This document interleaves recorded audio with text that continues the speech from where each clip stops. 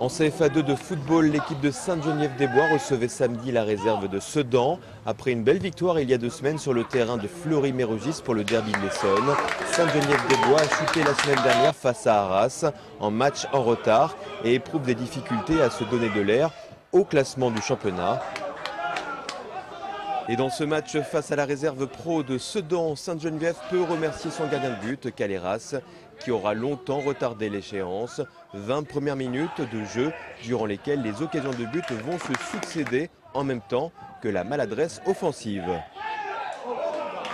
À la 23e minute de jeu, Sedan ouvre la marque sur un centre. Maquetsonf reprend de la tête au second poteau et trompe Caleras.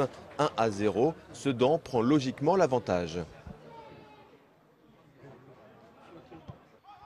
Une nouvelle frappe sedanaise est repoussée par Caleras. Placée trop haute, la défense essonnienne va laisser des boulevards aux attaquants sedanais qui sont peu efficaces, comme sur cette action de Bongongoui. À la 28e minute de jeu, Abdoulaye Diaby s'enfuit à la limite du hors-jeu et fait le break. La soirée s'annonce longue et douloureuse pour les joueurs d'Emmanuel Dorado.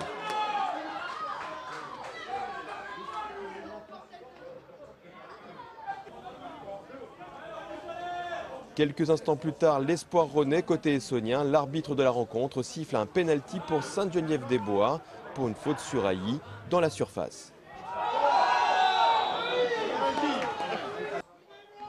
Ailly se fait justice et réduit la marque pour les Essonniens. 2-1 pour Sedan. Juste avant la mi-temps, Sedan aura plusieurs occasions franches pour faire le break, mais butera sur un excellent Caleras. La pause sera sifflée sur la marque de 2-1 pour Sedan.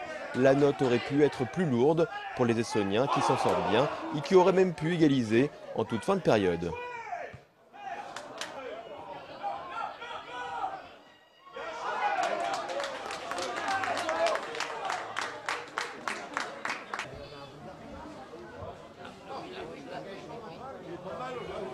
Au retour des vestiaires, Sedan se met à l'abri sur une erreur défensive génovéfaine. Les attaquants sedanais en profitent et trompent Caleras pour la 3e fois du match. La messe semble être dite dans cette rencontre.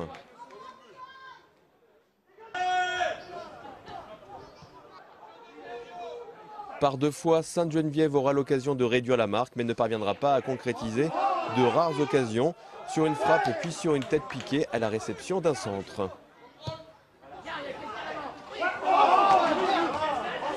Et puis Sedan aura définitivement l'occasion de se mettre à l'abri sur une frappe de loin qui trouve le poteau droit de Caleras. Mené 3-1 à 2 minutes de la fin, Sainte-Geneviève reprend espoir grâce à une grossière erreur sedanaise qui offre un but à Babasila, l'ancien Castelvirrois. Sainte-Geneviève réduit le score à 3-2 sur l'action Silla touche le ballon de la main sans être sanctionné par l'arbitre. 2 minutes plus tard, Ailly, bien lancé sur la droite, égalise pour Sainte-Geneviève-des-Bois et offre un mini hold-up à son équipe. Arrogant, Sedan ne repartira pas de Sainte-Geneviève avec les points de la victoire.